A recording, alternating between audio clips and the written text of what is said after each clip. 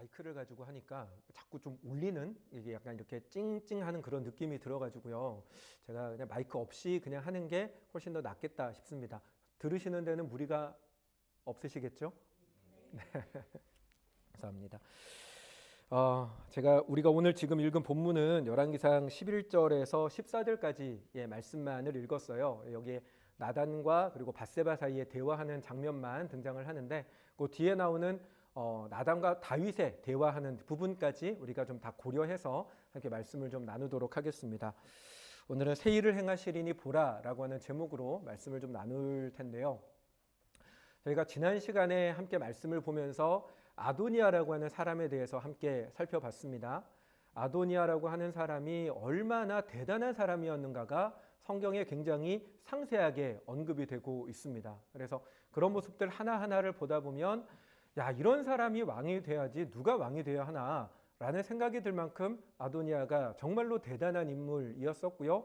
그러다 보니까 또 많은 사람들이 아도니아를 추종하고 지지해서 아도니아는 거의 왕이 될 뻔한 직전까지 가게 되었었습니다. 왕이 될 뻔한 상황까지 갔었다라고 말씀을 드리는 이유는 실제로 아도니아가 즉위식과 같은 즉위식을 했었기 때문에 그렇다고 말씀을 드렸죠. 학자들이 했었던 그 아도니아가 했던 그 일종의 잔치라고 하는 것이 단순한 단합대회가 아니라 자기의 추종자들, 특별히 유다 지파의 모든 사람들과 함께 유다 지파의 왕으로서의 즉위하는 즉위식을 거행한 것이었다라고 하는 말씀을 지난 시간에 함께 나누었었습니다. 그래서 아도니아는 사실은 거의 왕이 될 뻔한 상황까지도 갔었지만, 그러나 오늘 본문에 나단이 등장을 하고 나단이 밧세바를 만나고 또 밧세바를 통해서 다윗을 만나면서 상황이 완전히 반전되어서 아도니아의 계획은 무너지고 솔로몬이 그 다음 왕으로 등극하는 장면이 계속해서 이제 이어져 가게 되죠. 근데 여러분, 우리가 이 솔로몬이라고 하는 사람에 대해서 우리는 다 알고 있고 성경에 대해서 우리가 계속해서 읽어나가 오셨던 분들은 다윗 뒤에 솔로몬이 오는 것이 당연하다고 생각을 하니까 특별한 의문점을 가지지는 않지만, 그러나 이런 전후 사정들을 전혀 모르는 상태에서 성경을 보다 보면 왜 솔로몬이 갑자기 등장을 하게 되었나라고 하는 의문을 가질 수가 있습니다. 한편으로 이런 생각을 해볼 수도 있을 것 같아요. 가정이지만 다윗이 혼미한 중에 있다가 나단과 밧세바가 찾아가서 다윗의 혼미함을 일깨우고 뭔가 이런 작업들을 하니까 혼미한 중에 갑자기 정신 차린 다윗이 아도니아가 반역했다고 하니까 열받아서 그냥 눈앞에 있는 밧세바의 아들을 왕으로 지목했다. 이런 식으로 오해할 수도 있을 것 같습니다. 여러분은 아니지만 저는 그렇게 오해할 수 있을 것 같아요. 그런데 그게 아니라고 하는 사실을 우리는 다 알고 있죠. 사실은 솔로몬이라고 하는 사람에 대해서는 다윗이 그 오래 전부터 다윗의 마음 가운데 후계자로 이미 마음속에 지목해 두고 있었던 사람이 솔로몬이었습니다. 그리고 이게 그냥 단순한 이야기가 아니라 실제로 다윗과 그 밧세바의 대화 속에서도 그와 같은 내용들이 등장을 하게 되는데요. 왕상 1장 17절에서 밧세바가 다윗에게 이렇게 이야기를 합니다. 같이 읽어볼까요? 그가 왕께 대답하되 내 주 왕이 전에 왕의 하나님 여호와를 가리켜 여종에게 맹세하시기를 내 아들 솔로몬이 반드시 나를 이어 왕이 되어 내 왕위에 앉으리라 하셨거늘 이라고 밧세바가 다윗에게 이야기를 하고 있습니다. 그러니까 밧세바의 말은 당신이 나에게 내 아들을 왕세워 주겠다라고 얘기한 걸 내가 분명히 들었는데요 라고 하는 이야기를 하는 것이죠. 근데 요렇게만 끊어놓고 보면 밧세바 입장에서 그냥 내 아들 왕세워 주세요 라고 요청하는 것 같기도 하고, 뭔가 다윗과 밧세바 사이에 다윗이 기분이 좋아서 그런 거 있잖아요. 왜 우리가 명절에 뭐 이렇게 친척 어른들 모이면 어른들이 뭐 한잔하고 기분 좋으면 막 지갑에서 돈 꺼내가지고 뒤에 가서 후회할 망정 막 조카들에게 돈 나눠주듯이 다윗이 뭔가 기분이 좋아서 밧세바한테 내가 네 아들 왕 세워줄게 라고 했던 말만 가지고 밧세바가 얘기하는 건가 라고 생각할 수 있어요. 여러분 생각 안 해도 저는 그렇게 생각한다고요. 그냥 그렇게 생각할 수 있는데 그게 아니에요. 그 다음 다윗에 나오는 이야기, 다윗의 이야기에서도 이 부분을 볼 수 있습니다. 왕상 1장 30절인데요. 네, 그것도 띄워주세요. 이것도 같이 읽어보겠습니다. 내가 이전에 여호와를 가리켜 내게 맹세하여 이르기를 내 아들 솔로몬이 반드시 나를 이어 왕이 되고 나를 대신하여 내 왕위에 앉으리라 하였으니 내가 오늘 그대로 행하리라. 자, 아멘. 자, 여기서 다윗이 뭐라고 얘기를 하냐면 다시 띄워주세요. 내가 이전에 이스라엘의 하나님 여호와를 가리켜 내게 맹세하였다라고 이야기를 하고 있습니다. 여러분, 하나님을 섬기는 유대인들에게 있어서 하나님의 이름을 걸고 뭔가를 맹세한다, 뭔가를 얘기한다라고 하는 건 이건 법에 기록하는 것보다 더 강력한 구속력을 가지고 있습니다. 법에 기록한 거는 법적으로 그냥 이렇게 처벌받으면 끝이지만 하나님의 이름을 가리켜서 맹세한 건 영원히 살고 죽는 문제이기 때문에 훨씬 더 강력한 구속력을 가지고 있다라고 하는 거죠. 그렇게 본다면 다윗은 밧세바에게 솔로몬을 왕으로 세워주겠다라고 하는 그 말을 그냥 기분 좋아서 한 말이 아니라 분명한 강력한 구속력을 가지고 확언해 주었던 사건이 이제 솔로몬을 왕으로 세운다라는 이야기였다는 것입니다. 이와 같은 부분들을 보면 다윗과 밧세바, 그러니까 이 다윗이 솔로몬을 후계자로 세우겠다라고 생각했던 것은 이미 훨씬 전부터 그의 마음 가운데 마음 먹고 있었던 이야기다라고 하는 것을 우리는 분명히 알 수가 있는데, 그러다 보니까 이런 의문이 생깁니다. 어떤 의문이냐면, 그러면 왜 다윗은 일찍 솔로몬을 후계자로 확정짓지 않았을까라는 거예요. 다윗의 마음 가운데 솔로몬을 자신의 후계자라고 분명히 계속해서 일찍부터 생각하고 있었다면 왜 다윗이 솔로몬을 이 사람이 나의 후계자다, 소위 우리나라식으로 얘기하면 얘가 세자다, 뒤를 이을 황태자다, 뭐 이런 식으로 왜 미리 확정짓지 않았냐라는 것입니다. 여러분, 솔직히 얘기해서 아도니아가 왕이 되려고 하는 시도를 했던 이유 가운데에는 그 자신이 야망이 있는 사람이기도 했겠지만, 또 다르게 생각을 해보면 다윗이 후계자를 미리 확정짓지 않았기 때문이기도 합니다. 만약에 미리부터 솔로몬을 후계자로 확정을 지어뒀다면 아도니아가, 물론 아도니아 마음에 야심이 있으니까 뭔가 하기는 했겠지만 이처럼 대대적으로 병사까지 거느리고 다니면서 그 자리를 차지하려고 하는 시도를 쉽게 하지 못했을 겁니다. 뿐만 아니라 신하들 역시도 후계자가 누군지 확실하게 정해져 있는 상황에서 함부로 아도니아의 편을 들겠다고 나서는 일도 쉽게 하지 못했을 겁니다. 따지고 보면, 이렇게 보면 다윗이 후계자를 미리 정해놓지 않았던 일 때문에 아들이 반역을 했다고도 볼 수 있고, 또 뿐만 아니라 수많은 신하들이 그와 같은 반역에 동참하는 일이 결국은 다윗의 그 이유를 알 수 없지만 솔로몬을 후계로 정하지 않은 그 일 때문에 그와 같은 일들이 벌어지게 됐다라고 생각할 수 있는 거죠. 그러면 여러분, 왜 그랬을까요? 왜 다윗이 미리 솔로몬을 후계자로 확정짓지 않았을까요? 솔로몬의, 다윗의 마음 가운데 뭔가 좀 결정은 했는데, 마음의 결정은 했고 그렇게 얘기는 했는데 해놓고 나서 후회했을까요? 내가 그때는 뭔가 정신이 헷가닥 나가가지고 솔로몬 하기로 하고 하나님의 이름으로 맹세까지는 했는데 그래도 얘는 좀 아닌 것 같은데 라는 마음이 계속 들어서 계속 그렇게 미뤄오고만 있었던 걸까요? 그럴 가능성도 있을 것 같아요. 왜냐하면 사실은 능력적인 면으로 보면 아도니아보다 솔로몬의 능력이 못했거든요. 아도니아가 솔로몬보다 훨씬 더 탁월했었다고 지난 시간에 봤잖아요. 뿐만 아니라 그렇게 보는 가운데 다윗이 아도니아를 얼마나 총애하고 있었나라고 하는 부분도 우리는 같이 봤습니다. 한 번도 너 왜 그랬냐라는 말을 하지 않았다는 게 아도니아를 다윗이 총애하고 있었다라는 거잖아요. 뭐를 봐도 능력이 탁월하고 또 그렇게 아끼던 아도니아를 두고 솔로몬을 후계로 그렇게 얘기했던 게 후회가 돼서 그랬을까요? 근데 여러분, 그것도 말이 안 되는 게 다윗이 임의로 자기 마음에 자기의 호불호를 따라서 후계자를 솔로몬으로 마음먹은 게 그렇게 얘기한 게 아니기 때문에 그렇습니다. 다윗이 솔로몬을 후계로 정했던 이유는 하나님께서 그에게 솔로몬을 후계로 정하라라고 말씀을 하셨기 때문이죠. 그게 역대상 22장에 다윗의 입으로 그렇게 얘기를 합니다. 22장 말씀을 띄워주세요. 같이 읽습니다. 보라, 하나들이 내게서 나리니 그는 온순한 사람이라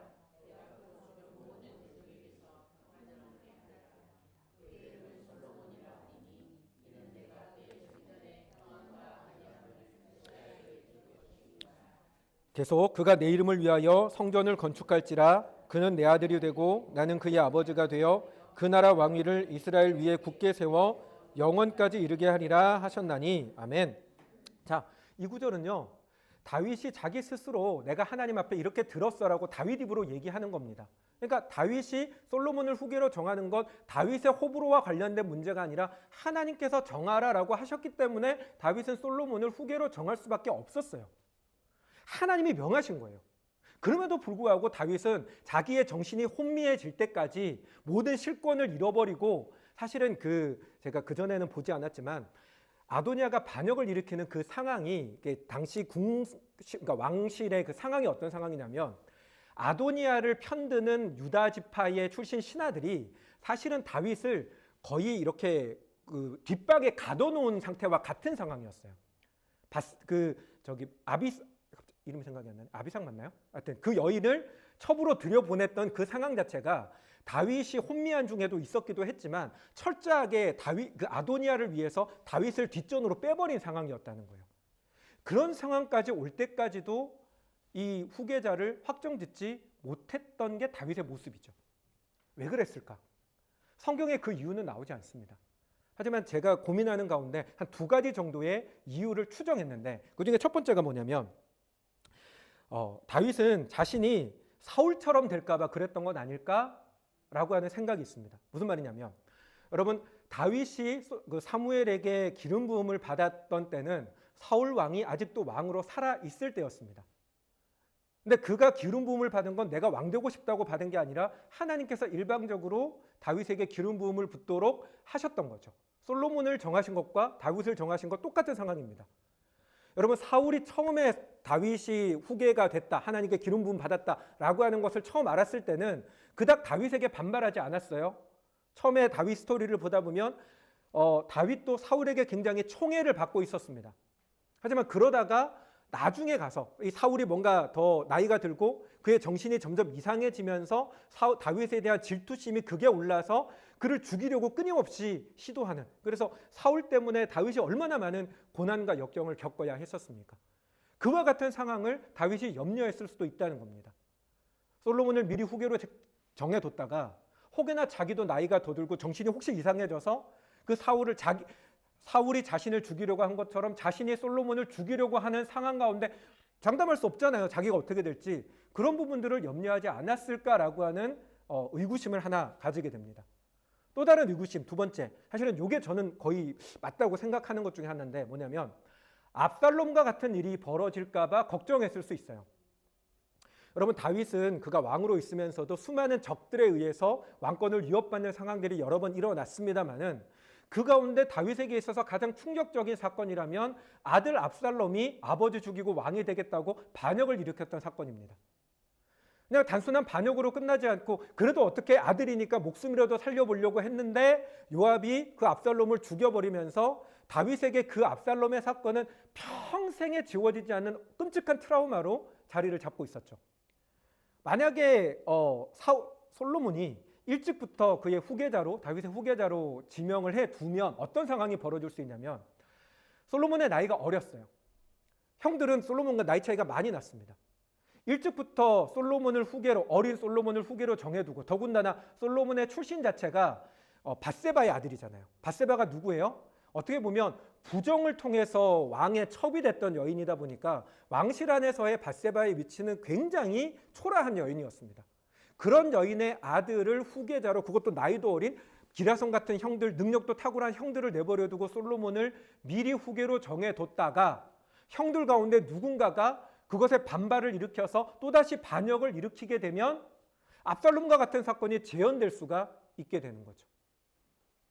그와 같은 부분들을 다윗이 염려해서 미리 솔로몬을 후계로 정해놓는 것을 망설였던 것은 아닐까라고 하는, 저는 거의 그게 맞다라고 저는 솔직히 생각을 하는데, 그런 것들을 생각해 볼 수가 있습니다. 그런데 여러분, 그렇다고 본다면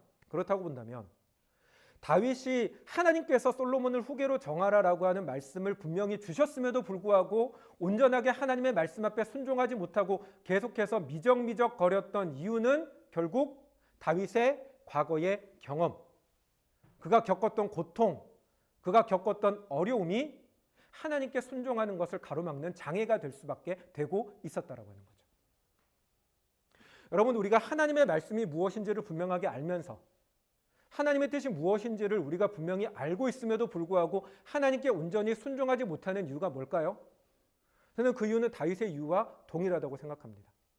내가 겪었던 고통이, 내가 경험했던 과거의 아픔이, 그리고 그 고통과 아픔에 대한 기억으로 말미암아 내가 생각하는 예측, 내가 이런 일을 겪었기 때문에 또다시 그런 일들이 반복될지 몰라라고 하는 그와 같은 어떤 자신의 예측이 하나님의 뜻이 무엇인지를 알면서도 온전하게 순종하는 것을 방해하는 경우가 너무나 많더라라고 하는 것이죠.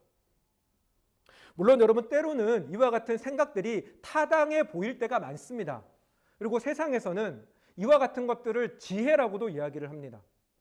지혜가 뭐예요? 세상의 지혜는 과거의 일을 바탕으로 미래를 예측하는 것을 세상에서는 지혜라고 이야기를 합니다.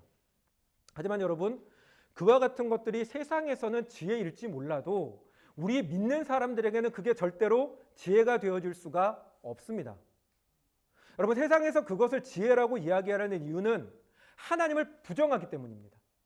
하나님의 살아계심을 알지 못하는, 오직 사람으로만 모든 것들이 구성되고 움직여진다라고 생각하는 상황에서는 사람이 과거를 바탕으로 미래라도 예측을 해야죠. 얼만큼 정확도를 가지고 미래를 예측하느냐가 가장 큰 리스크를 줄일 수 있는 어떤 하나의 힘이 될 것입니다. 하나님을 배제하고 본다면 그게 지혜이겠지만 우리 믿는 자들에게는요, 우리는 하나님이 살아계신 것을 압니다. 우리는 하나님이 살아계신 것을 믿습니다. 그렇기 때문에 하나님께서 우리의 인생 가운데 개입해 들어오실 때 어떤 일이 일어날지를 우리는 알 수 없기 때문에 우리는 이와 같은 것들을, 세상의 지혜를 우리가 따라갈 수가 없다라고 하는 것이죠.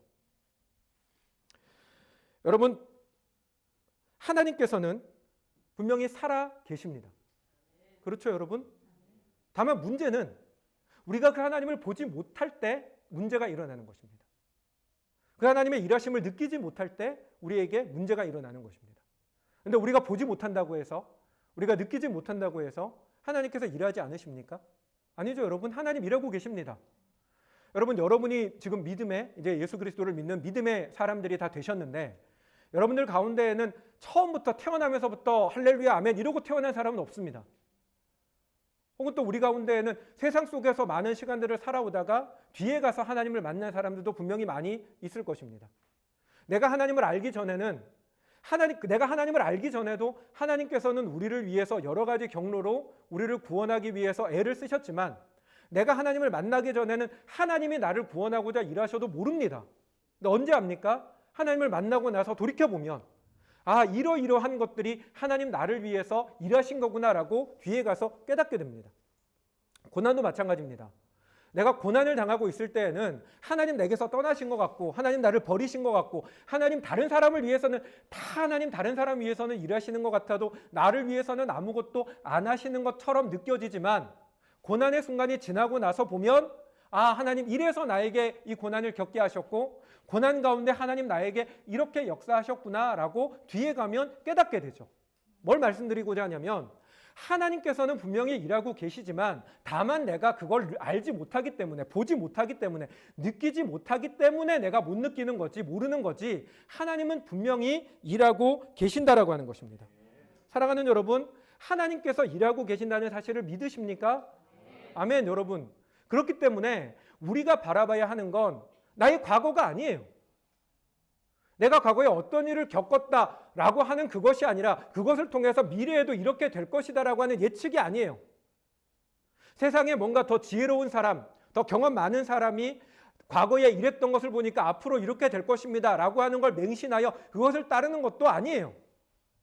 우리가 따라야 할 것이 무엇입니까? 우리는 하나님의 역사를 따라가야 합니다. 그리고 우리가 이 하나님의 역사를 따라갈 때 하나님께서는 정말로 놀라운 일들을 이루십니다.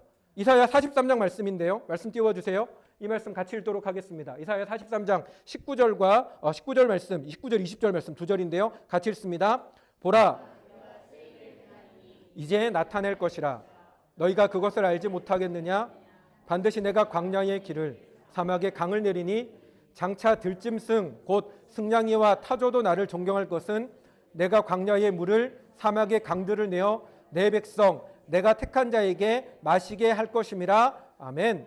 자, 보세요. 하나님 뭐라고 하십니까? 다시 19절 띄워주세요. 보라, 내가 새 일을 행하리니 라고 말씀하십니다. 이 말의 의미가 뭐예요? 하나님 일하고 계신다라고 하는 거예요. 그리고 하나님께서 일하실 때 20절 어떤 일들이 일어난다고 합니까?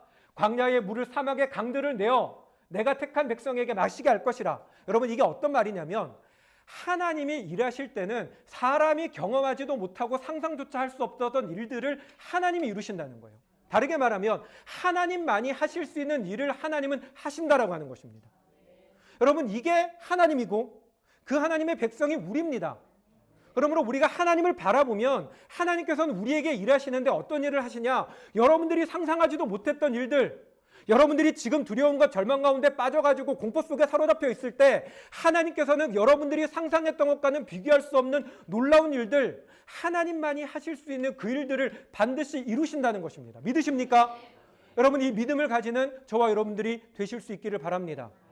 그러면 이 믿음 속에서 살아가며 정말로 하나님이 이루시는 그 새 일을 경험하려면 어떻게 해야 됩니까? 19절에 다시 띄워주세요. 19절을 뭐라고 얘기합니까? 맨 처음에 보라, 보라, 보라라고 하십니다. 여러분, 보라라고 하는 이 말씀, 이 어떤 의미인지를 알려면 그 앞에 나오는 걸 봐야 되는데요. 넘기면 그 앞에 말씀 나와요. 네, 같이 읽겠습니다. 18절, 너희는 이전 일을 기억하지 말며 옛날 일을 생각하지 말라. 아멘. 뭐라고 하십니까? 이전 일을 기억하지 말고 옛날 일을 생각하지 말라. 그리고 나오는 게 보라예요.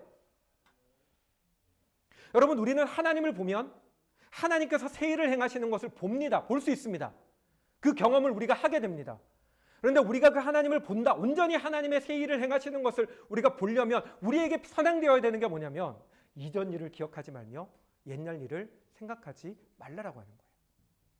여러분, 이게 사람이 생각보다 과거에 많이 매여요.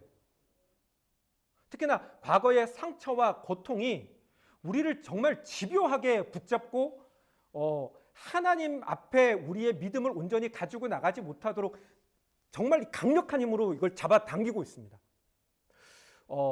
다윗 이야기를 조금 전에 우리가 봤지만 모세 아시죠? 하나님께서 광야에서 80세가 됐던 40년 동안 광야에서 양치기 생활을 하며 80세에 이제 많은 나이가 많이 들었던 모세에게 어느 날 갑자기 나타나시는데 보세요. 모세가 하나님을 만날 때 그 장면이 보면 광야에 메마른 떨기나무가 불이 붙었는데 보통 그 메마른 떨기나무가요 되게 가는 가지로 되어져 있고 바싹 말라 있기 때문에 불이 타면 순식간에 그냥 타버리고 사라지는데 안 사라지는 거예요. 그걸 보고 모세가 신기해서 이게 뭐지? 그러고 다가갔다가 그곳에서 하나님을 만납니다. 하나님께서 모세를 그 놀라운 기적의 현장 가운데 직접 만나시고 음성으로 직접 말씀해 주셨어요. 아까 다윗 같은 경우는요 직접 들은 게 아니라 나단을 통해서 들은 건데 모세는 직접 들었어요. 그리고 직접 말씀하시는 하나님께서 모세에게 뭘 말씀하십니까? 요구하시는 게 뭐였어요? 이집트로 가라는 거예요. 내가 너를 보내니까 이집트로 가라고 하십니다. 근데 여러분, 우리가 성경을 보면 하나님께서 모세 보고 이집트로 가라고 하셨을 때 모세가 거절을 해요. 그렇죠? 몇 번 거절합니까? 5번 거절을 해요. 첫 번째 거절할 때 뭐라고 하냐?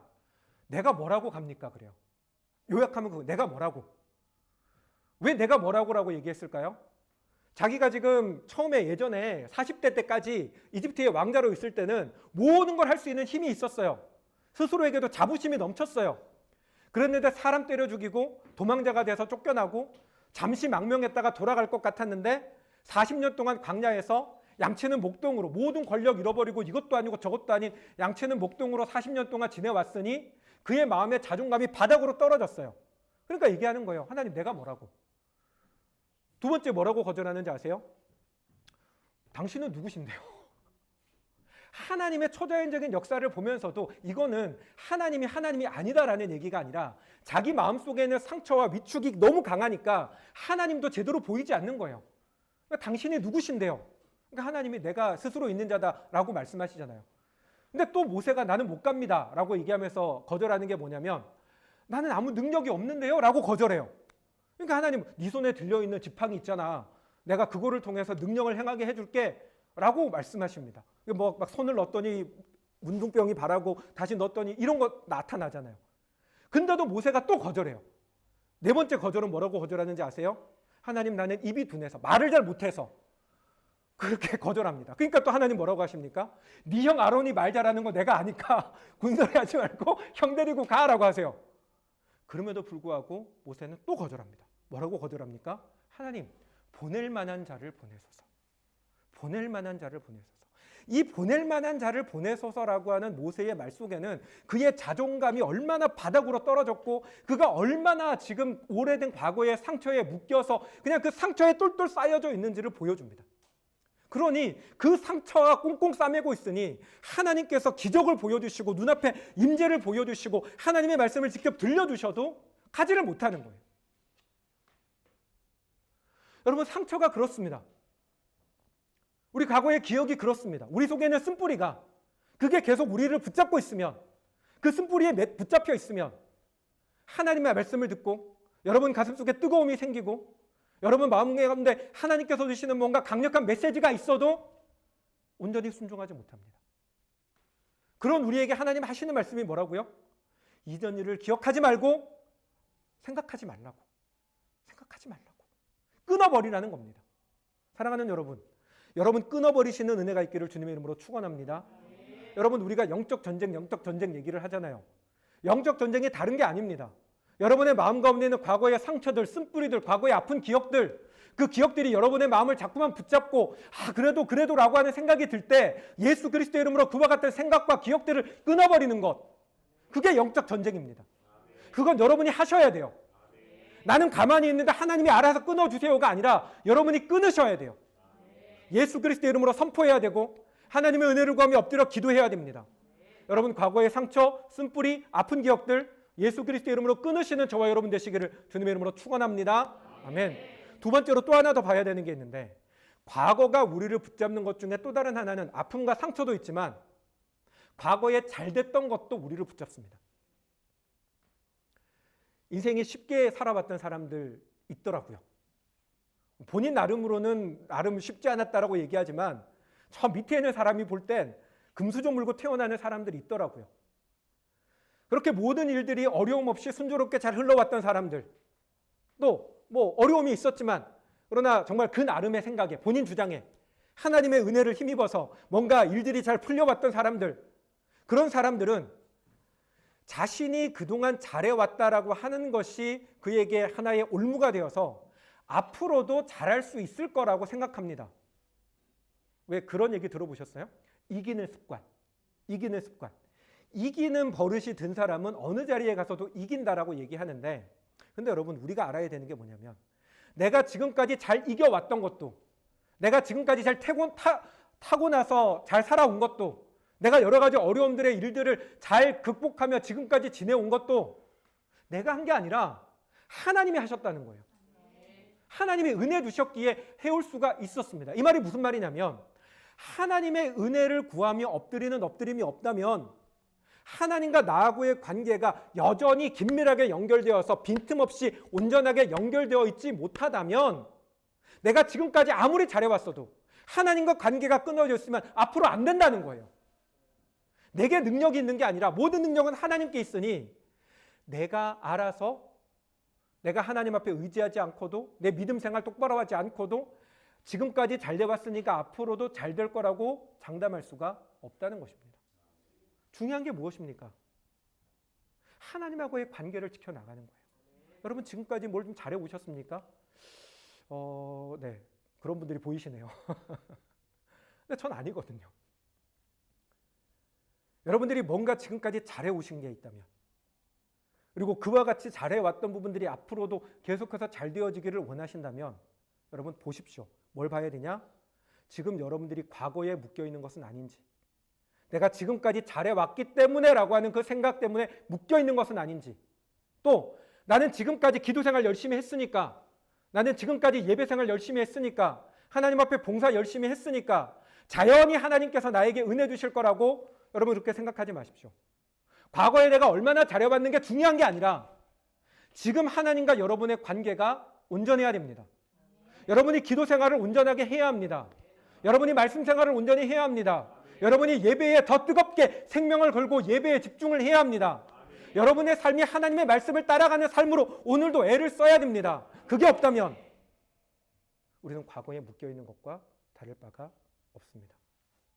사랑하는 여러분, 과거에 묶이지 아니하고 우리의 눈을 들어 하나님을 온전히 바라보는 은혜가 저와 여러분 가운데 있기를 주님의 이름으로 축원합니다. 말씀을 마치겠습니다. 여러분, 하나님께서는 분명히 일하시는 하나님이라고 이사야는 말씀을 했습니다.